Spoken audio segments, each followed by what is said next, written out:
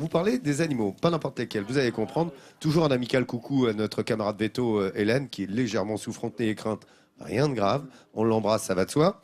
Et elle m'a donné quelques consignes à vous livrer, de sorte que vous puissiez mirer son reportage. Mais quelques explications au préalable. Écoutez bien, postulat.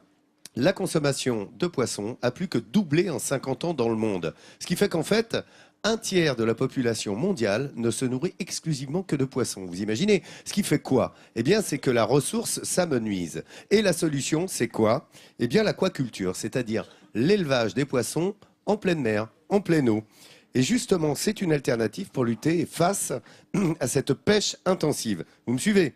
Jean-Pierre Charvoz, Jean-Pierre, que l'on va découvrir, a créé sa ferme aquacole dans les années 80 pour élever des poissons dans le respect de l'environnement. Et aujourd'hui, même après sa disparition, de l'environnement et du poisson, tu as raison. Bien après sa disparition, sa ferme aquacole biologique a su conserver son esprit, cet esprit. Regardez.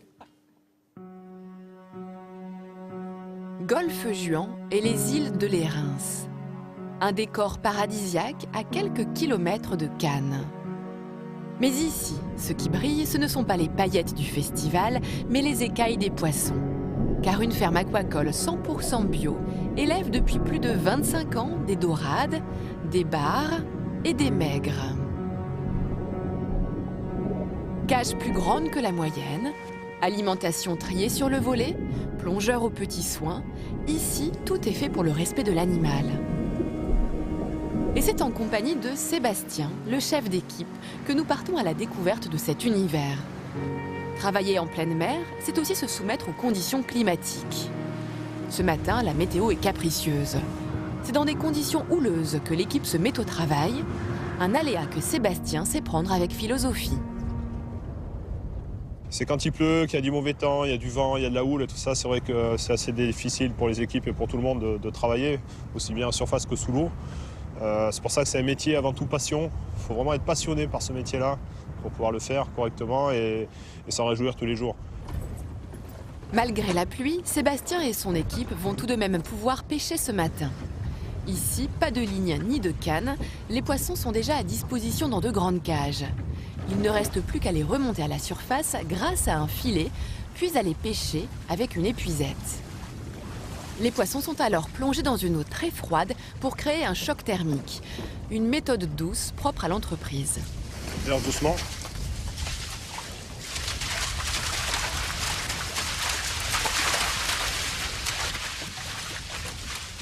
Donc là on les met dans de l'eau glacée, ce qui nous permet en fait de commencer à les tuer. C'est une mort progressive et puis c'est une mort où le poisson va s'endormir. Il va s'endormir dans l'eau et on commence la chaîne du froid directement sur le lieu de la pêche. Et contrairement à la pêche en pleine mer où les filets des chalutiers causent de gros dégâts sur les fonds marins et ne font aucune distinction sur les poissons pêchés, la ferme aquacole prône une pêche responsable et raisonnée car tout est fonction des commandes passées par les professionnels. On pêche vraiment ce qu'on a besoin. On ne prélève que la quantité nécessaire. Voilà. Les poissons qui seront touchés, on va dire, par le filet ou l'épuisette seront obligatoirement prélevés et sortis des cages. On ne remet jamais à l'eau un poisson qui a été légèrement bousculé, entre guillemets, par un filet de pêche, quoi. Mais après la pêche, la journée est loin d'être terminée pour Sébastien et son équipe. Car le plus gros du travail commence, le nourrissage. Le cheptel est alimenté plusieurs fois par jour en fonction de l'espèce, de l'âge et du poids.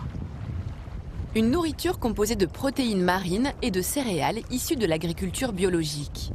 Et c'est grâce à cette nourriture, triée sur le volet, que l'entreprise a obtenu son label d'élevage biologique. C'est évidemment de la très bonne qualité.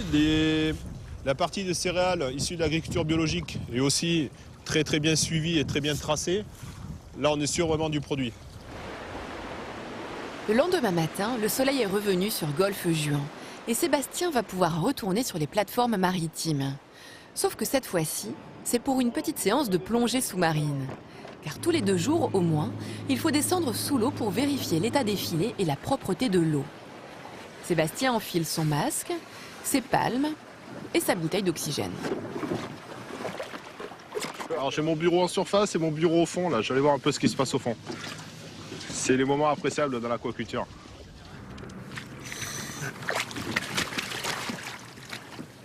Mais si Sébastien apprécie ses moments de plongée, c'est avant tout pour le travail qu'il va faire sous l'eau. Car pour garantir le maintien du label biologique de la ferme, il faut constamment veiller à la propreté des filets et à la santé des animaux. Ici, les médicaments sont quasiment interdits, alors pas question de prendre le moindre risque d'épidémie si un des poissons tombe malade. Sébastien et son équipe sont expérimentés et savent reconnaître le comportement anormal d'un poisson. Et c'est toujours avec le souci de ne pas stresser l'animal que ces plongées sont effectuées. Il ne faut pas perturber le milieu. Voilà, c'est un milieu où on se sent bien, on est très bien. Après, ce n'est pas notre milieu non plus. Il faut vraiment être en adéquation avec ce système-là.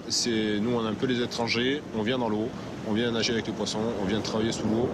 C'est leur milieu à eux, c'est pas le nôtre. Donc, on fait le maximum pour pas trop les chatouiller, pas trop les embêter, et tout se passe bien.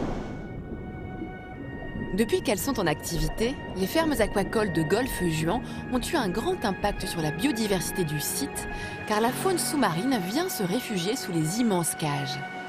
À l'abri du danger, différentes espèces peuvent s'y reproduire et y évoluer en toute quiétude. Bref, ces fermes ont un effet positif pour tout le monde. Voilà.